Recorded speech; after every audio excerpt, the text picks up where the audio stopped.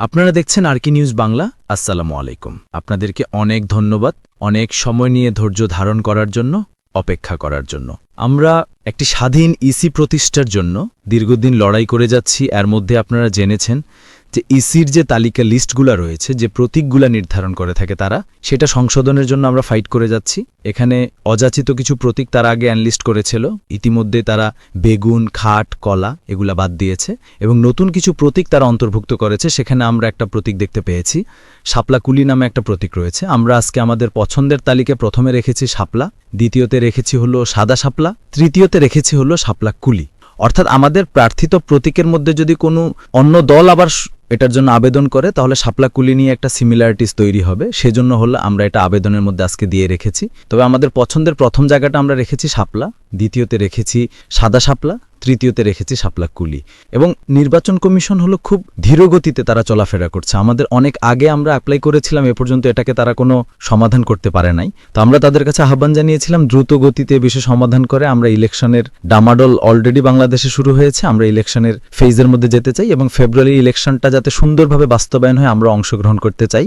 সেই জায়গাতে জাতীয় যে স্বার্থ রয়েছে, ওভারঅল রাজনীতির যে পরিস্থিতি রয়েছে, দেশবাসীর মধ্যে আমরা শাপলা কুলি নিয়ে কিছু পজিটিভ সাড়া পেয়েছি এবং এটা শাপলাই ছিল, শাপলার চেয়ে আরও এক ধাপ এগিয়ে হলো শাপলা কুলিও এসছে। অর্থাৎ শাপলাও আছে, কুলিও আছে। তো সেই জায়গাতে নির্বাচন কমিশন আমরা যতটুকু চিন্তা করেছি, তারা এক ধাপ একটু বেড়ে চিন্তা করে সেখানে কুলি, শাপলা এবং কুলি অন্তর্ভুক্ত করেছে। তো আমরা এটা পজিটিভলি নিয়েছি এবং তাদেরকে আমরা আহ্বান জানিয়েছি যে দ্রুত গতিতে যাতে এনসিপির যে নিবন্ধন প্রক্রিয়া এটা সম্পন্ন করে আমরা যাতে আমাদের মাঠে প্রতীক নিয়ে যেতে পারি, সে বিষয় সুরাহা সমাধানের করার জন্য। এবং আগামীতে ইনশাল্লাহ ধানের শীষ এবং শাপলা কুলির হাড্ডাহাড্ডি লড়াই হবে।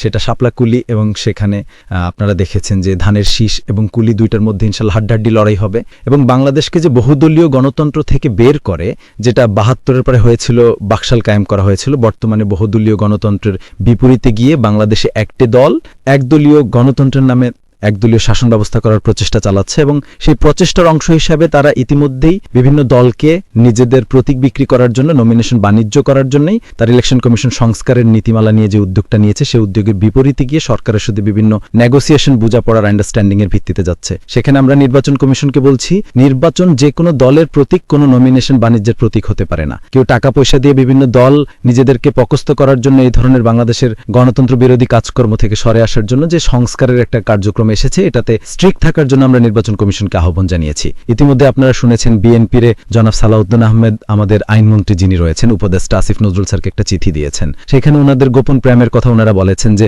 আপনি আমাকে আশ্বস্ত করেছেন, কিন্তু আপনার আশ্বস্ত পেয়ে আমি চুপ ছিলাম, কিন্তু পরবর্তীতে দেখলাম যে আপনারা হলে বিভিন্ন প্রতীকে সবাই ইলেকশন করতে পারবে। এই বিষয়ে মর্মে আমাদের কাছে সংবাদ এসেছে, আপনাদের কাছে সবার এই চিঠি গিয়েছে, আপনারা দেখেছেন। তো আমরা আইন মন্ত্রণালয়ে যিনি রয়েছেন এবং বিভিন্ন রাজনৈতিক দলের যারা ব্যক্তিবর্গ রয়েছেন, আপনাকে রাষ্ট্র হলো নিজেদের গোপন প্রেমের কারখানা বানাবেন না। সেজন্য আমরা তাদের কাছে আহ্বান জানাবো, যেই কাজটা হলো আইন মন্ত্রণালয় থেকে হয়েছে, এটা বাংলাদেশ, এটা নজিরবিহীন ঘটনা।